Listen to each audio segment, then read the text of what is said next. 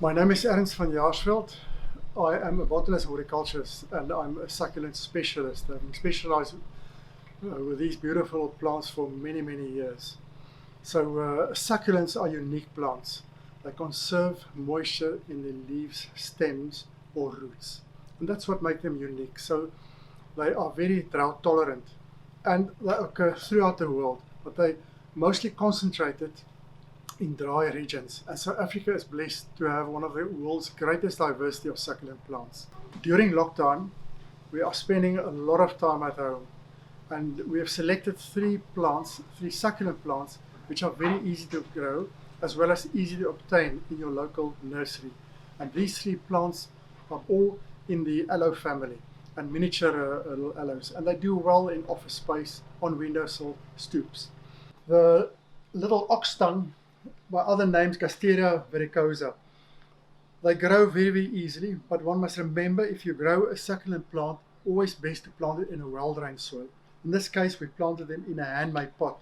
Selected also local rock species and shale chips, just as a cover. And watering must be done quite sparsely.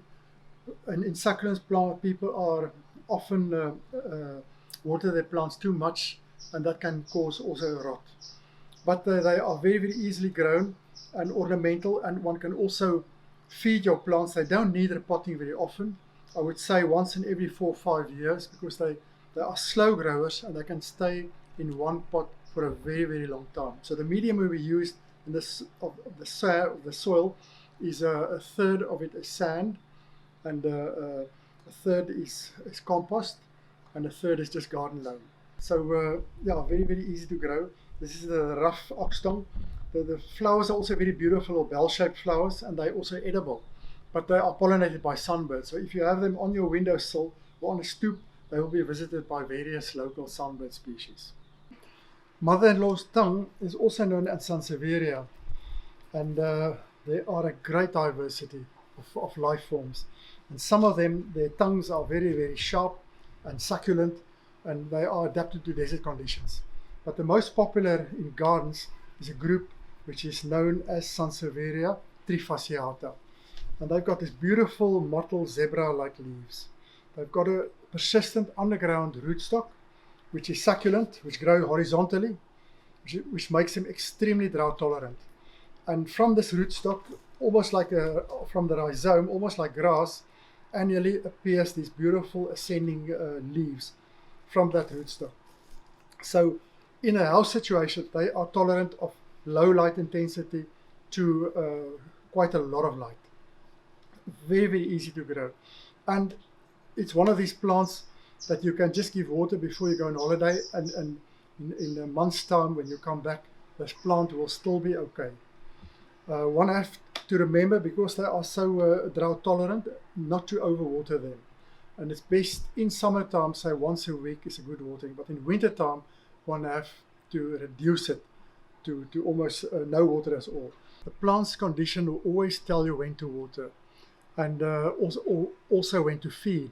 In fact, it is best to feed the plants with organic fertilizer, and you always see the difference after feeding a week or two. Plants will turn very bright green. So plants are dependent on feeding as well, although it's not a necessity.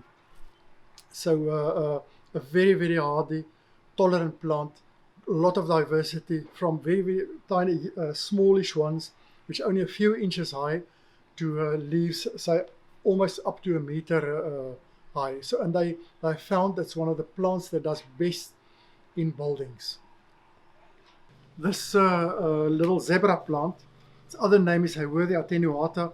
It's also very easily obtainable from local nurseries and very easy to grow. And simply place it in a pot, in a medium which is very, very well drained. And as long as the plant, you can either grow it in full sun or in light shade as well. So they're very adaptable. But best medium is again a sandy, gritty soil. And in this case, we've used it we've planted it up in a handmade pot, and we've covered it with local shale chips. These are all indigenous South African plants which are very, very hardy and resilient. So they don't need much water. One can give them water, say, once a week. You can go on long holidays, come back, and the plants will still be okay. But it's very important that they get sufficient light. And also it's best to let your plant stand in one spot, because so that the plant can adapt to that particular spot.